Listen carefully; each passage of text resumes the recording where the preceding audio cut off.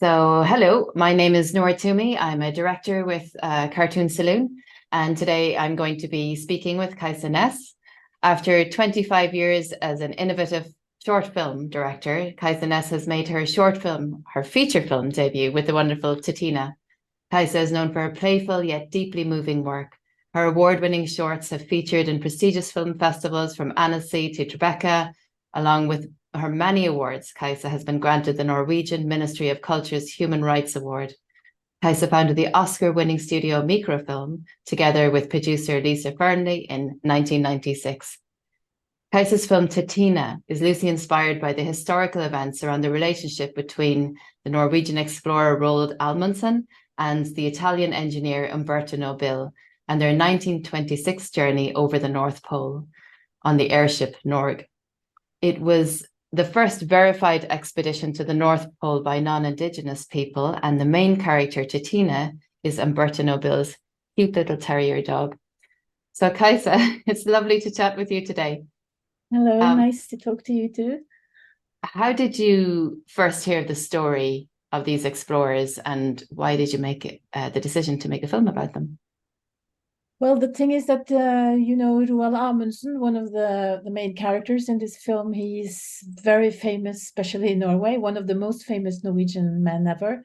First man who was on the South Pole, and he was a very famous explorer. And of course, in Norway, we know a lot about our heroes, and especially about him. But this story about the airship going to the North Pole was not very well known. And I came across it a little bit by coincidence, looking for a Christmas present. And I got very, very interested in the fact that we had airships in Norway and that they flew to the North Pole with the airship, and also I felt very got intrigued by the idea that he brought Titina to the North Pole, and which I think for us Norwegian is a very, very strange thing, to bring a small dog to the North Pole, because we need big dogs and to work and to maybe eat. We know that we need them to save us. So yeah, I think that was very sweet and cute and interesting and funny and also dramatic and a bit dangerous. So yeah, I thought that was a good story for an animated feature. Interesting. Do you think that he did it for the publicity thing, as like a little mascot, or do you think it was like an emotional connection to his dog? Oh, for Umberto Nobile, who was the owner of Titina, he was very, very fond of her. He brought her everywhere. She's been to Japan, visiting the emperor, and she visited the American president, and she went to the Metropolitan Opera. And you can see all the old pictures of him, photographs. He always brings Titina. Even she's meeting Mussolini, and she's always there in the official thing, because he was a general and he was very famous for making airships. So yeah, so he always brought her. So I think he was really, really fond of her, and he even what do you say in English? He kind of stuffed her. No, you don't say that in English. You say taxidermia. Oh yeah. Yeah. So she is actually in the museum in outside of Rome now. So she's still there. Wow, So he kept her forever. that's So incredible. I think it was true love. Yeah. Yeah, an absolute lifelong companionship then. Wow, that's Yes. amazing. That's amazing. If Hmm. that dog could speak, huh? And Yes. you would have interviewed her for Oh for yes, the film. definitely, definitely. What when you made the decision then as to where to stick to historical facts and where to use your imagination and your wonderful skills as a storyteller, how did you did you stick rigidly to or feel a sense of massive responsibility towards the historical facts, or did you let your imagination play? Yeah, the thing is that this is a kind of a very typical, like a heroic story. And I knew from the beginning that I didn't really want to make a history about heroes exploring the North Pole. That was not the goal of the main goal of the film. I think the characters are very human, and they do very typical human things and react very human. So I think that was the most interesting for me. But so we decided quite early in the process to in the beginning not to do too much research. So we kind of kept the basis, like, you know, they go on one trip, they become they start to quarrel, and then they have to make up in the air. So we kind of kept the basis of the film, the story, and then we needed to kind of tell the story we wanted about these characters. So we found places where we could kind of stretch the truth a little bit, yeah, and have fun with it to make our point in a way, yeah. And I think also one thing we knew that we wanted to have TITINA as the main character, and so we needed to give her her own story, which is kind of all made up, because, you know, she was just a dog, she was just there, but then we needed to give her own experiences and to tell the story from her point of view. So that's of course all made up. And yeah.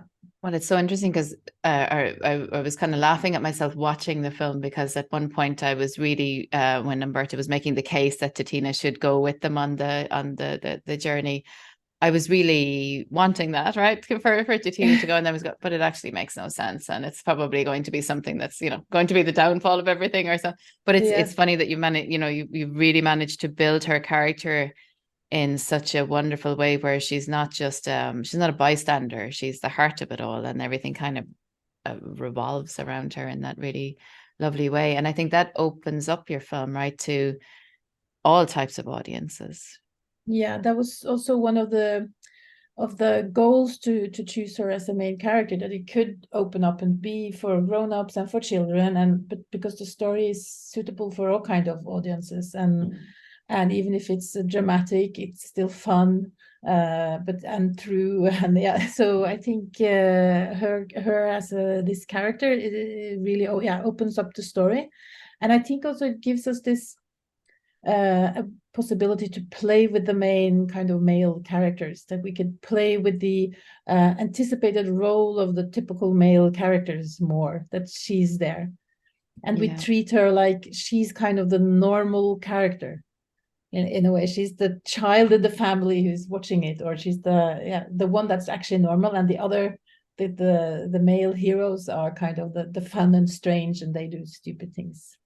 Well, it's such, because you're right. I mean, on the face of it, it's a kind of a masculine story, like lots of ego here, lots of, you know, kind of thing, being the first to plant the flag and all of that. And then you do have that really feminine heart at the center of it. Very feminine led team, right? Female led team in microfilm, and then also in the film itself. You want to talk a little bit about that? Yeah, we are. Of course, it's we always say that we are kind of, microfilm is run and owned by women only, but we come also from Scandinavia, which have kind of a history of equal rights, and so this is kind of not very strange for us in Scandinavia, but we get asked a lot about the question, and that if we pick only female directors or female head of departments, but we always go for the people we find suitable and best. We go for talent. That's kind of the most important thing. So it's not only because they are female, it's also because they are really qualified and good people that we want to work with them. So yeah, so Absolutely. that's but of course it's nice, and I think it gives something to the film that we don't that we I worked with Marie-Laure Guisset, who as an animation director, and we have the same kind of ideas about acting and about the animation. We didn't want kind of a lot of unnecessary animation that just to show off that we can animate. We want to try to tell the story, and it's of course important also when you work with people as close as you do with your head of departments, that you have the kind of same philosophy or the same ideas about storytelling, and that worked out so brilliantly. I knew Marie-Laure at the very beginning of my career in features from the Secret of Kells days. She was supervising the animator, or was supervising animator back then. But she always has such a wonderful sensibility. But then it's lovely in the film how it kind of, you got a wonderful poignancy between those two characters, the main characters, then with how we had a particular time where their relationship is working really well, and you have a lot of humor in that, and then it gets really poignant. I think that's really, there's and that Mary Laura and you and the whole team are able to bring it down to just like a flicker of an eye, like to hold such wonderful moments in with such subtlety of animation. Oh, I'm very glad you noticed, because we worked a lot with that. Yeah. It's And it's yeah, also, Marie-Laure, we talked about also that the audience needs to recognize their own feelings in the characters. That's because you, as an audience, you give the characters these feelings or these emotions. So you have to kind of recognize it, and then you have to give them time to kind of transfer these emotions. So you had to, just very small movements, you could give a lot of emotions, more emotions than if you move a lot, for instance. I think that it's a bit. takes, yeah, that takes a beautiful sensibility, but also a lot of confidence to let your audience come forward like that, rather than bombarding them with stuff, or or being really manipulative about the moments where you want them to feel. Just letting them feel that, and it's not something that a lot of features, animated features, have, because animators come with a huge amount of energy, Yeah. and to be able to guide that is, it's unusual. Yes. Yeah, but we had to work a little bit to get the animators to understand it. But then I think they, the moment when they got it, they came with some really, really beautiful shots. And they of course, they had some animators were really good at Roald Amundsen, some at Umberto Nobile, and some with Titina, of course. And then all this kind of energy were really put out beautifully by them. And yeah, they really understood this sensitivity of the acting that we were looking for. So I was super happy with the team. They did a really, really good job. Yeah, that was so much fun to work with them. Brilliant. Um, and Vivian Vlan-Vetteren, who you worked with as well as a co-producer, again, she's has a long history of working with features in Europe, which is really incredible. Yeah, Incredible person to yeah, it work with. was very nice to work with her. And I actually moved from Oslo. I lived in Brussels for 1.5 years almost. So it Wow, was really, yeah, to be with the animation team mostly. And that fantastic. was very nice to live in Brussels. I really liked Brussels, even though it was COVID. And yeah, and then I get to have this contact with the other studio and the animators, and also we did backgrounds there. So Emma McCann, who was art director and concept, she was also there with her family. And so yeah, we had a really good time there. And Wow. even if it was COVID, it was really nice to be able to be together as much as possible. It's great that you all had the opportunity to work together in some way, because that was a really difficult time for productions Yeah. all around the world, for sure. But I think it made it also easier to be on the same track. For instance, all the animators were together. We could look at each other work. It made it, for me, much easier for me as a director to be there with them, instead Yeah. of constantly writing notes in shot grid or sending emails or any kind of programs. It's very time consuming, I think, instead of just discussing it face to face with the animators and looking at it together. So I'm very grateful for that. Fantastic. With your the score is beautiful, really, really beautiful. Did you know early on who you were going to work with and how that was going to work, and whether they had the opportunity to make you demos, or was it all in a rush at the end? No, it was it's Kåre Westreim. He is a Norwegian composer. He makes a lot of music for films and TV, and he has his studio just 3 minutes down the road from where we have our studio. So he was on from the beginning, and he very early he came with a lot of music that we used as temp music. And then when we did animatic, we needed music for the dance scenes and the like the bar scene where the singer is singing. That's also, he composed that song. So all that was made early on, and then it was recorded when the animation was done. So yeah. So Right. he was there kind of giving us little things when we needed it. Yeah, I could call him. Yeah.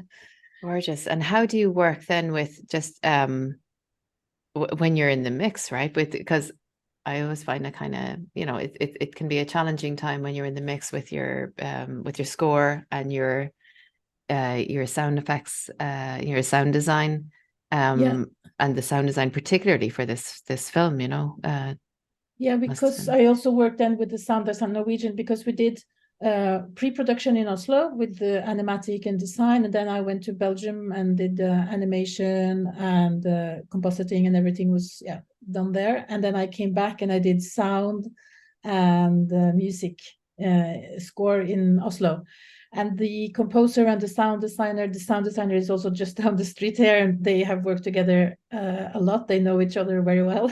So this is a kind of we could just call in the composer, and then he kind of changed things, and then we did the recording. The sound designer was there, and so it's also kind of it's a very nice team to work with, and they are very well kind of worked together for a long time. Yeah. So Right. Yeah. So very collaborative. There was yeah. no, look at No, not at all. And they are very nice with each other. They really enjoy working together.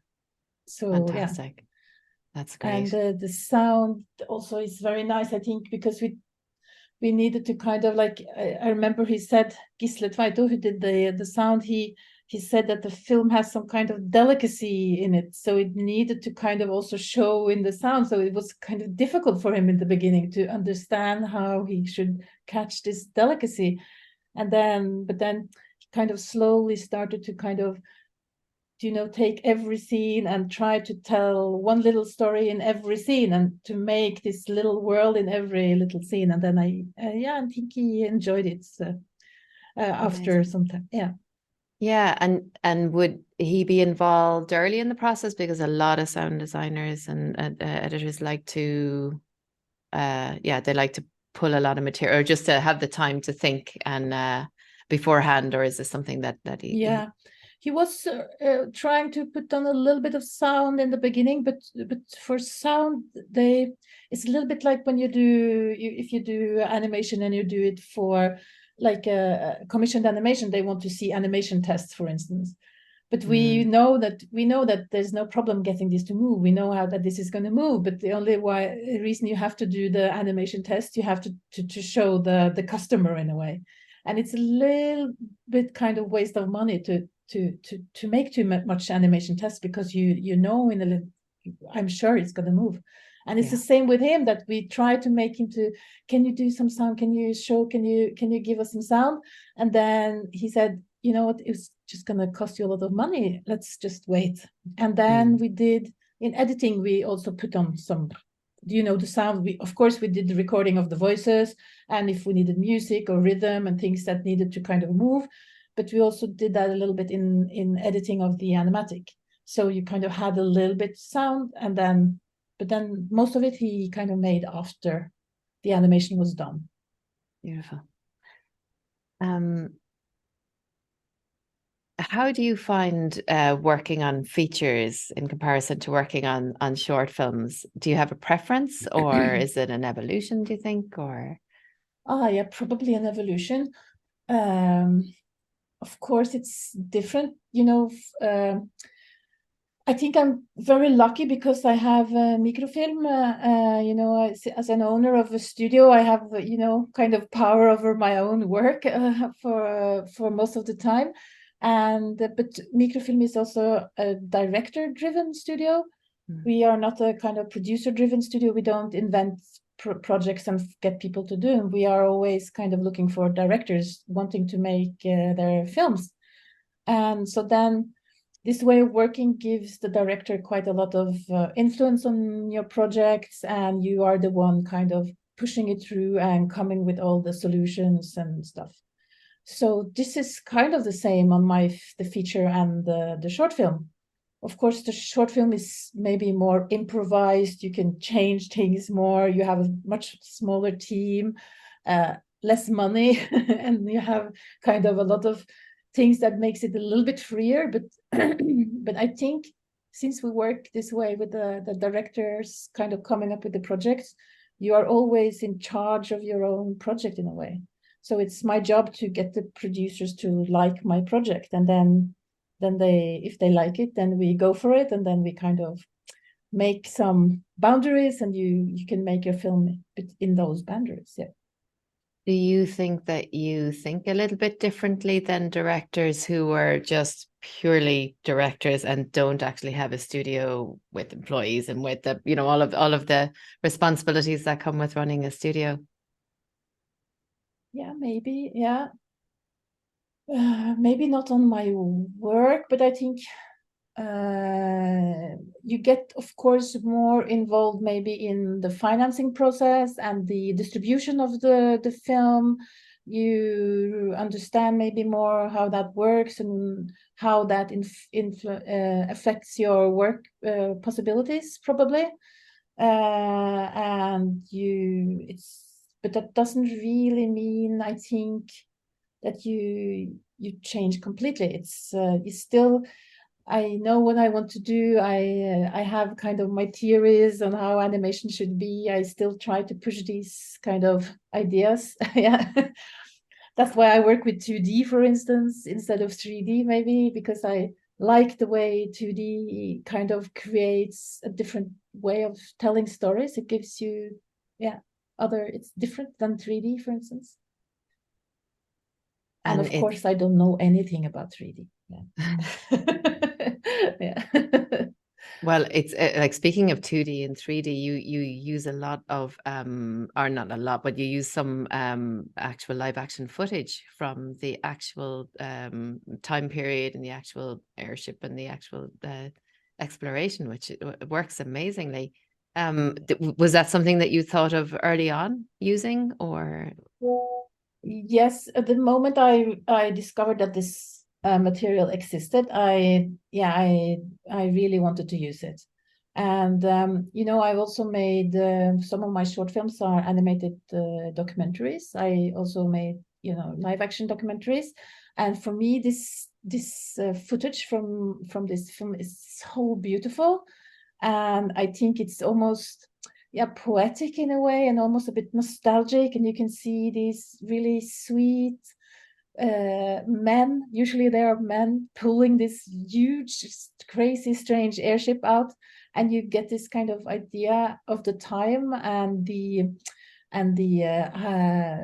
history and politics. You get kind of a bigger idea of how things were. And I think that we, in the animated version of this, we could never have shown these things. So it also gives, I think, a lot of life to the animation, because you can recognize the actual characters, you can see they were real, and then it gets even more emotional, I think. So for me, that was never a question. I was super happy when we found it. And yeah. Did you play around with its placement? Because where they're placed, like the moments that you choose to go to live action, it's really impactful, because I found myself being really drawn into the kind of emotional relationships between the characters and their goals. And then, as you say, all of a sudden it's like, oh, but it's real, and look at this incredible, because it looks like a cartoon. The airship itself looks like a cartoon. It's like, how does it even stay up? And then to think about aiming that towards, like, one of the coldest place on earth. It's it's very strange. It's super impractical. It's really, I think it's very meaningful to keep it there. And some of the kind of especially maybe the distributors were a bit afraid of it. They thought it was going to be boring and people going to think that the film was old-fashioned, and but I think everybody who sees the film, they really fall in love with this material. And for me, it was very obvious to use it. So what's next for you now?